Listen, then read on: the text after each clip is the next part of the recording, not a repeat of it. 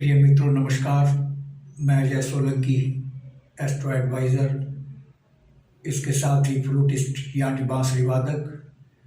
आज के ज्योतिष एपिसोड में अपने एस्ट्रो चैनल में मैं आपका हार्दिक स्वागत करता हूं। आज मैं बतलाने जा रहा हूं कि फरवरी माह की धनु लग्न राशि की गोचर कुंडली में धनु लग्न राशि के लोगों के लिए क्या खास बातें हैं। मैं धनु लग्न राशि के लोगों को बधाई देना चाहूँगा कि उनकी गोचर कुंडली में, फरवरी माह की गोचर कुंडली में एक नहीं, दो नहीं, तीन बहुत ही शक्तिशाली और उच्च कोटि के राजयोगों का निर्माण हो रहा है। मैं एक एक करके इन राजयोगों के विषय में बताऊंगा और गोचर कुंडली में फरवरी माह में ग्रह जो स्थान परिवर्तन करेंगे उस परिवर्तित स्थिति के अनुसार मैं आपको बतलाऊंगा। बृहस्पति देव अपनी मीन राशि में स्थित हैं। मीन राशि बृहस्पति देव की स्वराशि होती है और लग्न से केंद्र के भाव में स्थित हैं, चतुर्थ भाव में, जो कि भौतिक सुख सुविधाओं का भाव कहलाता है। यह स्थिति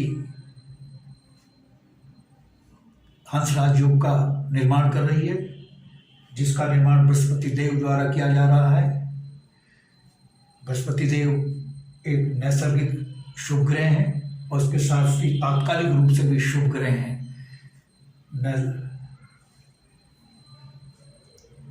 क्योंकि और बृहस्पति देव भाग्य भाव के भी नैसर्गिक स्वामी होते हैं। हंस राजयोग बहुत उच्च कोटि का राजयोग होता है, जैसा कि इसके नाम से ही विदित होता है। राजयोग जो होता है वो ऐश्वर्य, धन, प्रसिद्धि, समृद्धि, कामयाबी ये सभी प्रदान करता है और राजसी जीवन प्रदान करता है। क्योंकि बृहस्पति देव हंस राजयोग का निर्माण चतुर्थ भाव में कर रहे हैं, जो कि भौतिक सुख सुविधाओं का भाव होता है। इसके साथ ही शुक्र देव जो है 16 फरवरी से अपनी मीन राशि में, जो कि उनकी उच्च राशि होती है, उच्च राशि में प्रवेश करने जा रहे हैं 16 फरवरी से। और 16 फरवरी से शुक्रदेव का उच्च राशि में प्रवेश करना चतुर्थ भाव में, और लग्न से वो भी केंद्र के भाव में, यह स्थिति मालव्य राजयोग का निर्माण करती है। शुक्रदेव द्वारा मालव्य राजयोग का निर्माण हो रहा है। यह भी हंस राजयोग की भांति ही उच्च कोटि का राजयोग होता है। ये इन दो राजयोगों का निर्माण होना आपके लिए बहुत ही लाभकारी है फरवरी माह में।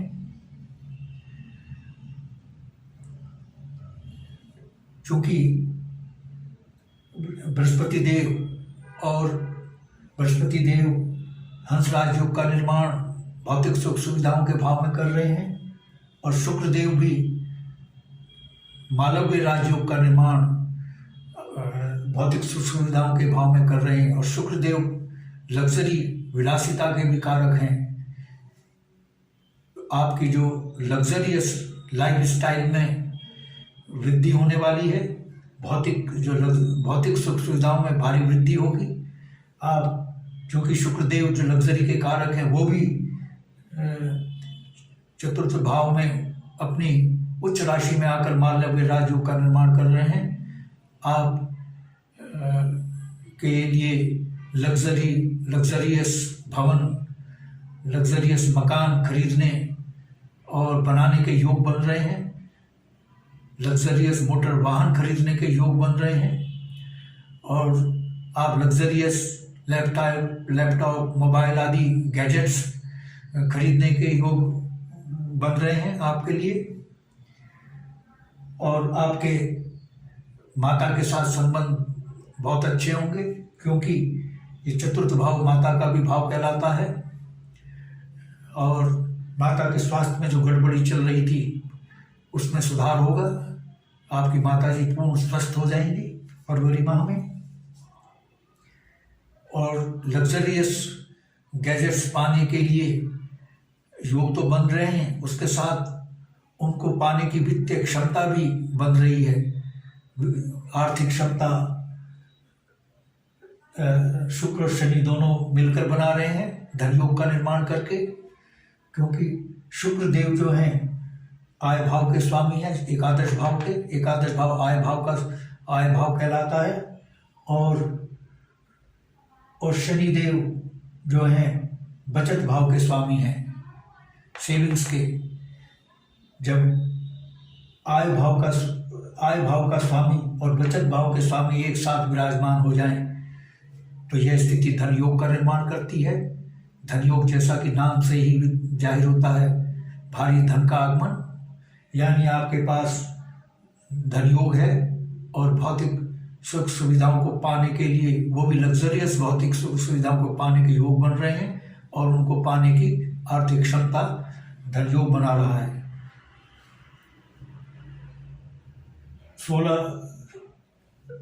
14 फरवरी से पूर्व तो शुक्र और शनि आपके लिए धन योग का निर्माण कर रहे हैं, लेकिन 16 फरवरी के बाद जब शुक्र देव अपनी उच्च राशि में प्रवेश करेंगे, वह बृहस्पति देव के साथ एक शक्तिशाली धन योग का निर्माण करेंगे। पहले वाले धन योग से पहले से भी शक्तिशाली धन योग का निर्माण होगा। शुक्रदेव मालव में राजयोग का निर्माण तो करेंगे ही अपनी उच्च राशि में आकर के, लेकिन चूंकि वो बृहस्पति देव के साथ विराजमान हो जाएंगे, दोनों ही बृहस्पति देव जो है देव गुरु हैं और शुक्र देव दैत्य गुरु हैं। दोनों नैसर्गिक रूप से बहुत शुभ हैं, ग्रह हैं, जो दोनों नैसर्गिक रूप से शुभ ग्रह की भाव में विराजमान होंगे तो ये प्रबल धन योग का निर्माण करता है। आपके पास धन का आगमन होगा, आकस्मिक धन लाभ हो सकता है, किसी भी स्रोत से आपका धन लाभ हो सकता है। और चूंकि बृहस्पति देव की और शुक्र देव की संयुक्त दृष्टि 16 फरवरी के बाद कर्म भाव पर पड़ेगी, आप जो सर्विस में हैं, नौकरी में हैं या विभिन्न व्यवसायों में हैं, उनकी आय में भारी वृद्धि होना तय है। जो नौकरी में उनकी पदोन्नति होना तय है। और बृहस्पति देव की दृष्टि आपको समाज में मान सम्मान दिलाएगी, समाज में नेतृत्व करने की क्षमता और अवसर प्रदान कर रही है फरवरी माह में बृहस्पति देव की सप्तम दृष्टि। और जो लोग राजनीति में हैं उनको उच्च राजनीतिक पद मिल सकता है। और इसके साथ ही बुध देव जो हैं वो हैं 7 फरवरी तक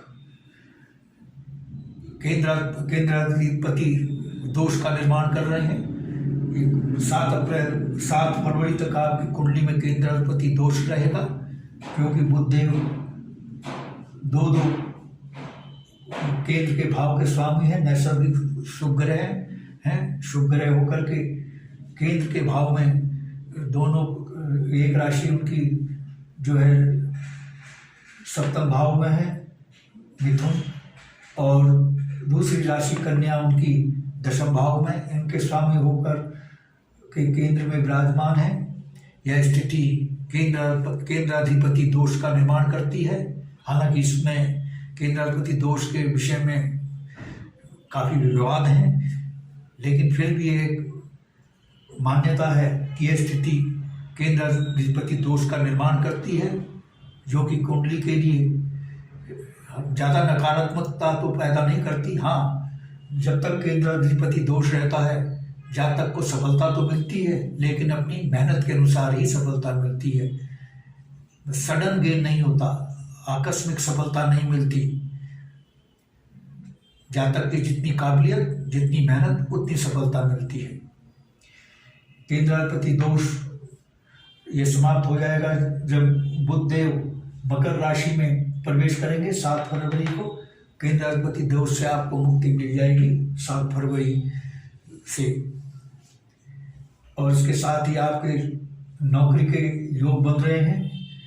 नौकरी पाने के योग बन रहे हैं। जो धनु लग्न के लोग नौकरी, जो बेरोजगार हैं, नौकरी पाने के लिए प्रयासरत है, फरवरी माह में उनको नौकरी पाने के योग बन रहे हैं।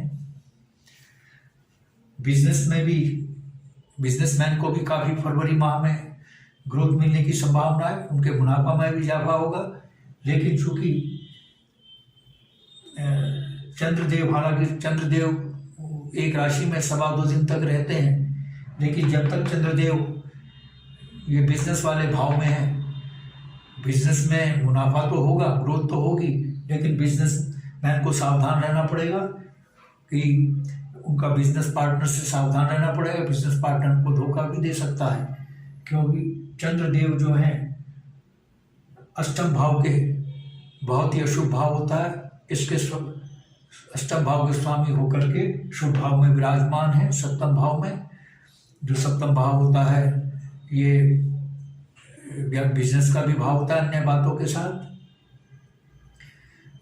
जब अशुभ भाव का स्वामी शुभ भाव में विराजमान हो जाता है तो अशुभ भाव की अशुभता और बढ़ती है और शुभ भाव की शुभता कम हो जाती है। तो बिजनेस पार्टनर से आपको सावधान रहना है। और इसके साथ ही जो जातक अविवाहित हैं, धनु लग्न राशि के लोग, धनु लग्न राशि के जो जातक अविवाहित हैं, उनके लव मैरिज के योग बन रहे हैं, क्योंकि चंद्रदेव और बुधदेव दोनों की दृष्टि एक दूसरे पर पड़ रही है। बुधदेव की दृष्टि चंद्रदेव पर, बुधदेव की सप्तम दृष्टि चंद्रदेव पर, चंद्रदेव की सप्तम दृष्टि बुधदेव पर पड़ रही है। बुध और चंद्र की एक ही दृष्टि होती है और सप्तम दृष्टि होती है। और चूंकि बुधदेव जो हैं ये जो सप्तम भाव के स्वामी हैं, बुधदेव जो कि विवाह का भाव कहलाता है, और चंद्रदेव की दृष्टि उन पर पड़ रही है, यह स्थिति प्रेम विवाह का योग बना रही है।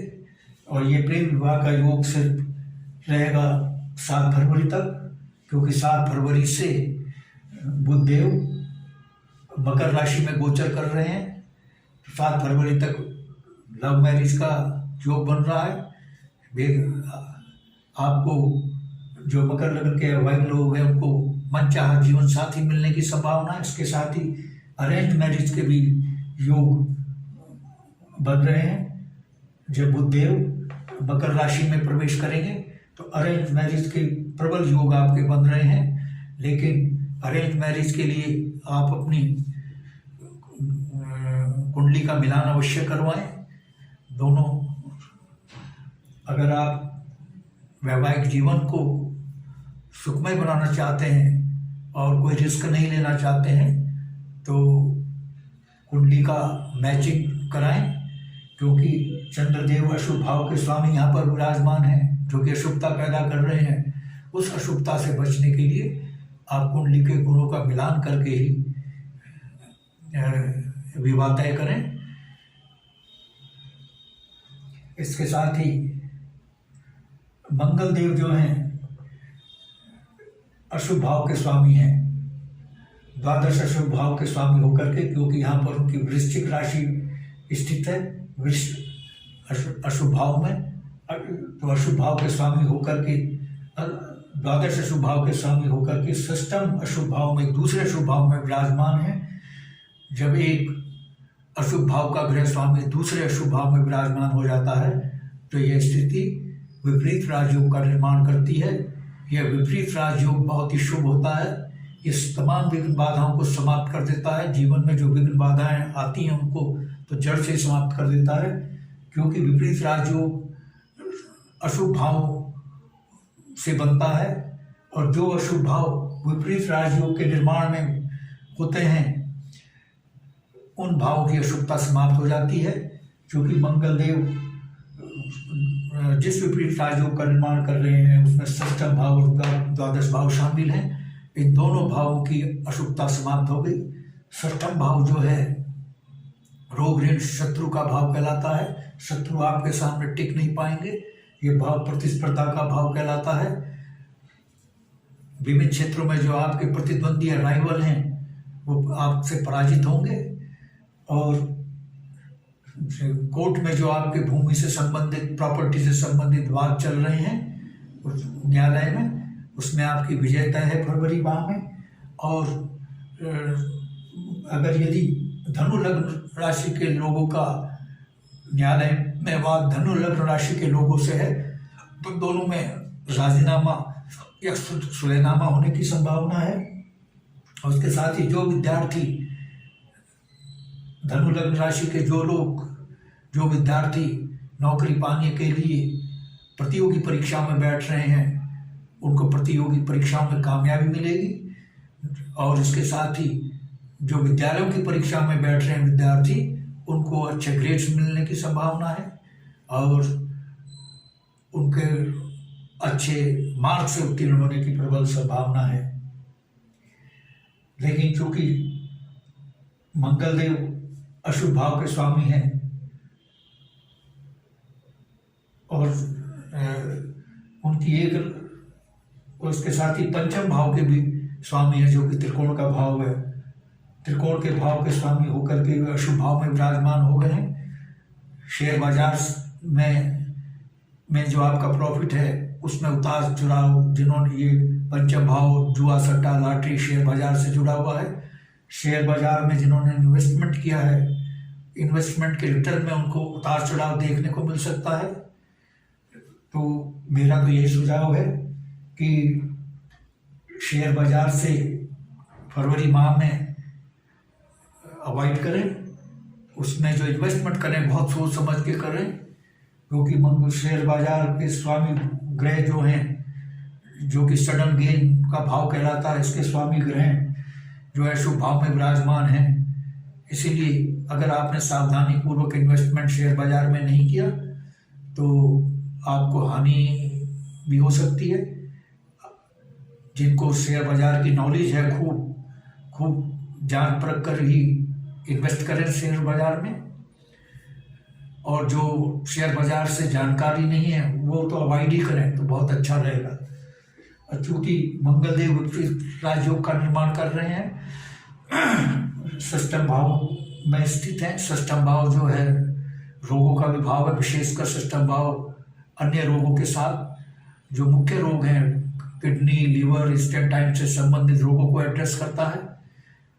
यानी फरवरी माह में धनु लग्न के लोगों को अपने रोग से पीड़ित हैं उनको स्वास्थ्य में सुधार होगा, उनको स्वास्थ्य लाभ होगा।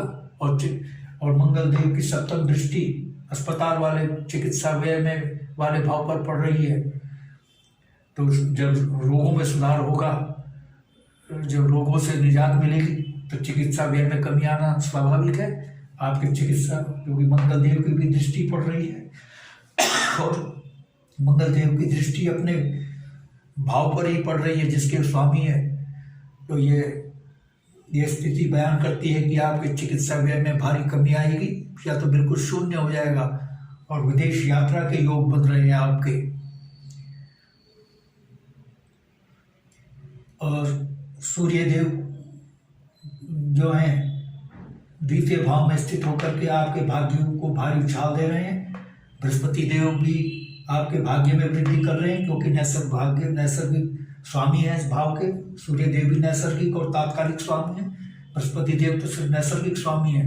यह स्थिति आपके भाग्य में वृद्धि कर रही है।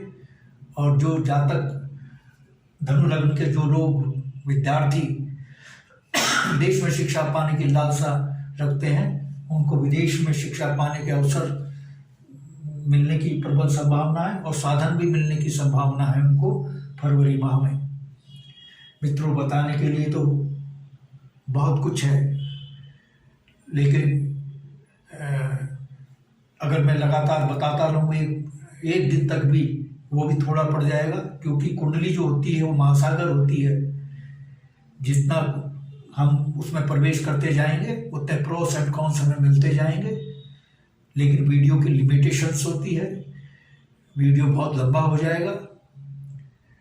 अगर आपको मेरा ये वीडियो पसंद आया है, एस्ट्रो का वीडियो, तो I request you to please subscribe my channel. मेरे चैनल को सब्सक्राइब करने से आपको 2 लाभ मिलेंगे।